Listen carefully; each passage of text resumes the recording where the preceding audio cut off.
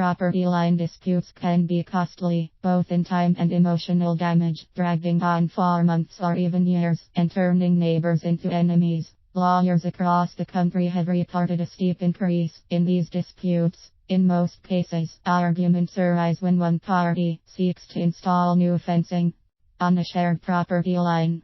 Although the exact legal location of your property's boundaries may ultimately have to be decided in court, most states observe some general principles for such arguments, determining where property lines are. Thanks to the internet and other developing technologies, most people can easily determine where their property boundaries are. That wasn't the case even 20 years ago, when obtaining a county plot map for your property may have involved a trip to the courthouse and an afternoon spent poring over microfiche. Now you can download your property's legal description and plat map, and using a laser distance tool, come pretty close to identifying where the boundaries are. For a more official identification, you can hire a surveyor to measure and stake the corners of your lot. Never rely on existing fence lines, however.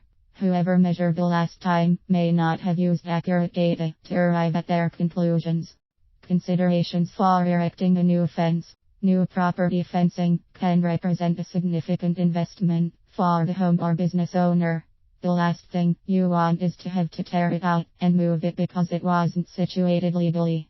The allowable location of fence line is typically set forth by your local governing body, but if deed restrictions or homeowners association are in place, they may also dictate what is allowable.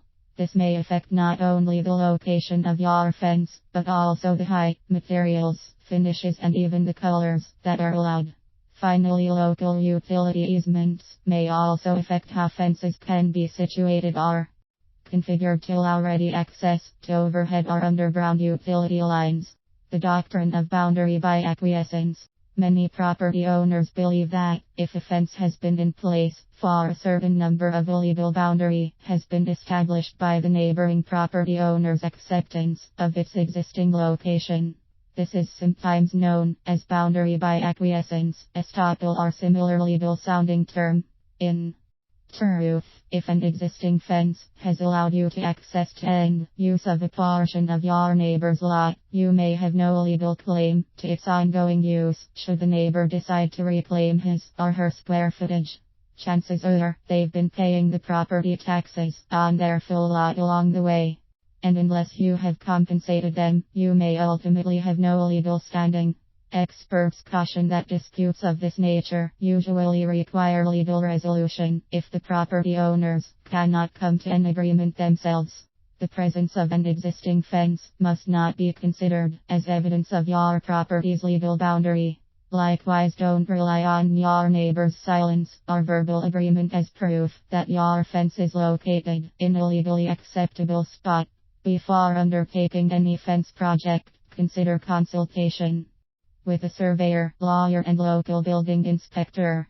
Start by contacting a local, licensed fencing contractor who can provide sound advice on whom to contact and the best way to proceed.